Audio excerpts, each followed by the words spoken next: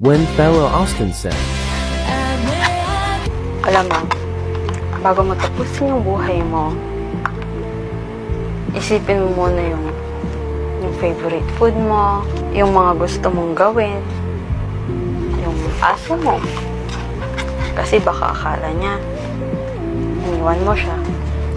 Kung ano man yung pinagdadaanan mo, ay nung kaya mo yan. Kasi, hindi mo alam, baka yung mga nakagawa ng bagay na gusto mong gawin. Baka nagsisisi sila ngayon. Kaya, if I were you, explore life. Take a rest. But never give up.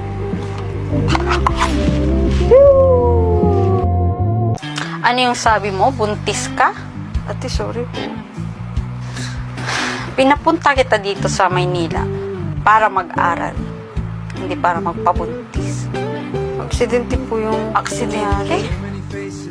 Ano yun? Nasagasaan ka ng rumaragas ang tip. Tanti mo talaga. Palamunin ka na nga sa probinsya.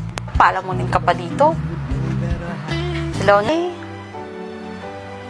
It's my last day on earth.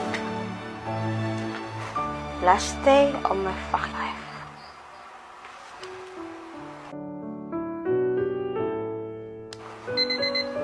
No more alarms.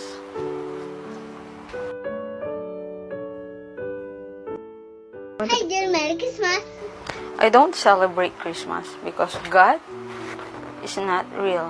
No, totoong Diyos. Anong ginagawa mo? Naglilipit ka na? Oh, tinaningan na yung buhay ko 3 months ago. Bukas, nasa morgue na ako. Hi, good morning. I am Nurse Angel and I am your nurse for today. Bakit mo tinanggal yung oxygen mo? Para saan pa? Bakit hindi ka naiwala sa Diyos? No. Kung totoo ang Diyos, walang namatay, walang nagdurusa, walang naghihirap. That's why God is not real. Malis ka? You don't believe in God? It's your lost. Sa 3 months ng buhay ko, minsan di ko naramdamang may hope. Sabi ng doktor, 1% chance na lang ang buhay ko. If God is real, bakit niya ako bibigyan ng 1% na chance mamuhay? You know what? That 1% is still a chance and still a blessing. Pag hindi ka binigyan ni God ng problema, ibig sabihin hindi ka niya mahal. Kasi hindi ka niya dinadalisay. Ano, kaya mo yan? Teka, di ba bawal ang bata dito? Tsaka hindi mo turum, malis ka dito. She's cute. Magpahinga ka dyan, okay? Ba't may pakpak dito?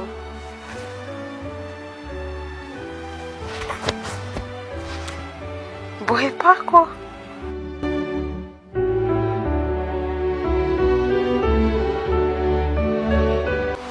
Good morning, Jenny. Kala ko ba isa dapat ang nurse ko? Kahapon, may nagpakilala sa akin. Siya daw si Nurse Angel. Tsaka sabi niyo, bawal ng bata. Pero kahapon may bata. Ha? Jenny, walang nurse na nagangalang Angel dito. Tsaka walang bata dito. Imposible may makapasok na bata dito. Eh, sino yun? Guardian Angel are real? Nakausap ko yung doktor mo. Alam mo, sabi niya, wala na siyang matitake na sakit mo. Lahat kami hindi makapaniwala. Another one, pwede ka nang lumabas dito anytime. It's a sad birthday. No. Happy birthday.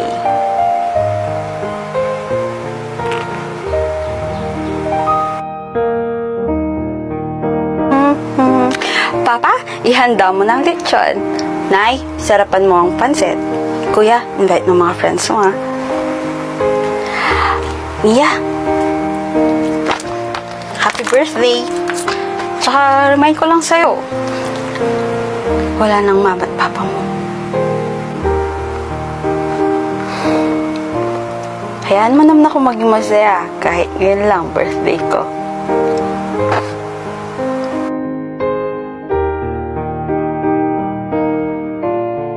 lamang para hindi ka na malungkot. Punta tayo sa payapang lugar. Talaga? Tara! Let's go!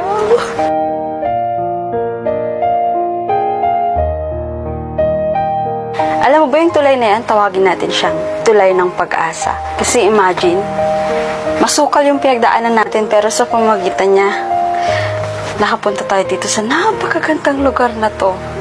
Tulay ng pag-asa. Ganun siguro ang buhay. Kahit na gaano kasalimuot yung past mo, mayroon at mayroon kang dadaanan para maging maginhawa at maganda ang future mo. Alam mo, Mia, kaya siguro ko binigyan ng Diyos sa'yo para hindi mo ma-feel na mag-isa ka. Birthday na birthday ka, pinapaiyak mo ko eh. Hi, Andy. Kagabi, tinakbo namin sa ospital si Mama. Then, nabalitaan namin na positive sa COVID. Kaya hindi mo na ako makasama sa kung ano mga lakad natin ngayon kasi alam mo ba, natake ako ng anxiety ko kagabi. Iyak, ako nang iyak. Punta tayo ng payapa ngayon. Tawid tayo sa tulay ng pag-asa. Mia, ano ba? Mia, hindi sa lahat ng oras ikaw ang laging may kailangan. Hindi sa lahat ng oras hindi ikaw laging may pinagdadaanan. Ano yun? Ikaw lang may problema? Mia, maging independent ka naman kahit minsan.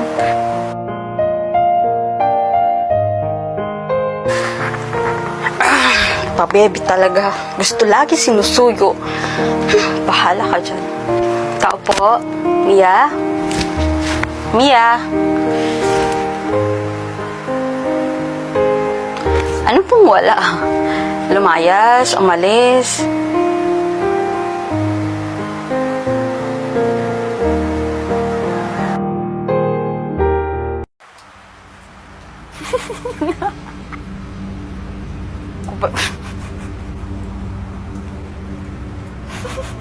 Ako ba yung hinahanap? Hinahanap ko?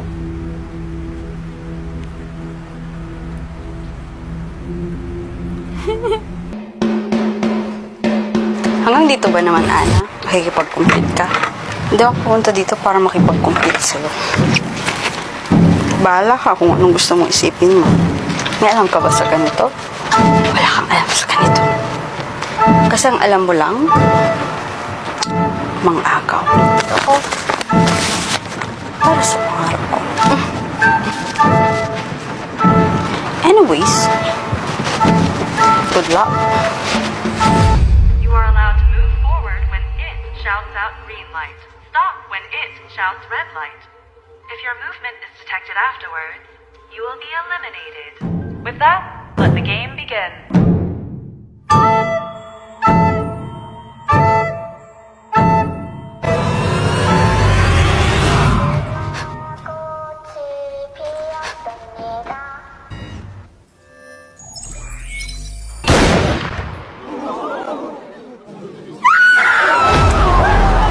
Akala mo siguro matatalo mo ka sa labang to.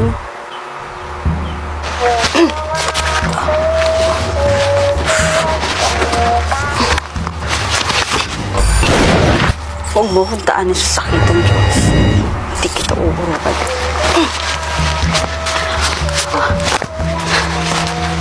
Kalaban talaga tingin sa akin, no? Anong nangyari sa best friends forever? Sayang naman. Sana ko na lang tinamaan. Hiniwalayan ko si Jerome nung nalaman kong naging kayo. At isa sa mga rason kung bakit nandito ako.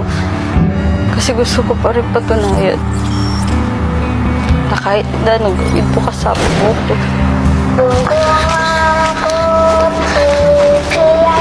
Oh, bako. Uy, talan mo. Oras na.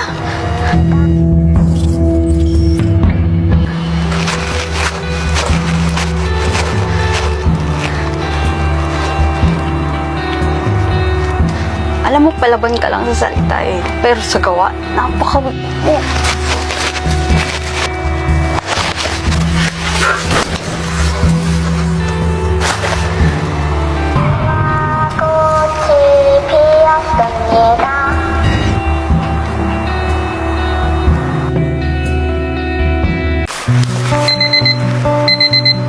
Seriously, ngayon ka tutunog? Ate, Happy New Year! O anak, saan ka pupunta? Dito ka mag-New Year mamaya ha, hintayin ka namin. Kailan ka kaya iilaw? Lord, wala namang kwenta yung buhay ko. Walang magandang nangyayari, puro bad news, puro problema, puro failure. Pwede mo nang pagawin yung buhay ko.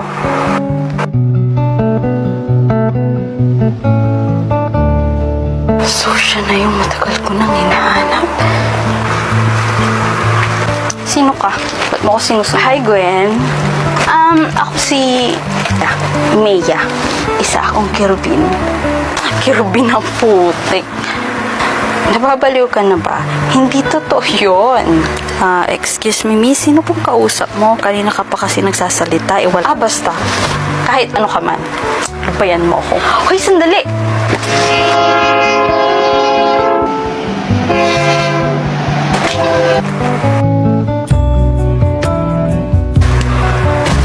Pwede ba?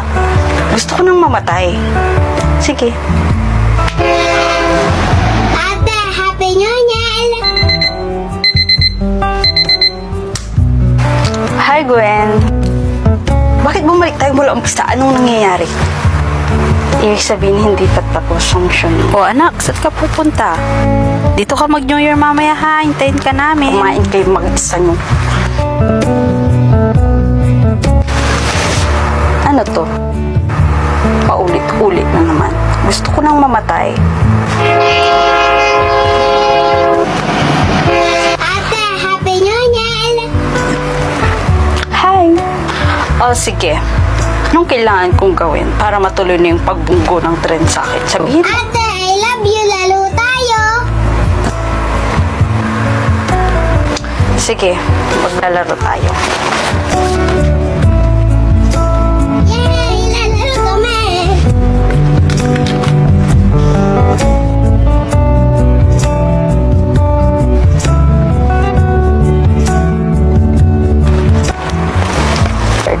Lord, thank you for this realization. Na-realize ko na sobrang swerte ko para sa buhay. Kasi may masaya at may malusog akong pamilya. Ayun. Ang saya pala, no? Hindi na ako papabunggo sa thread. I just love my life. Bakit parang hindi ka masaya?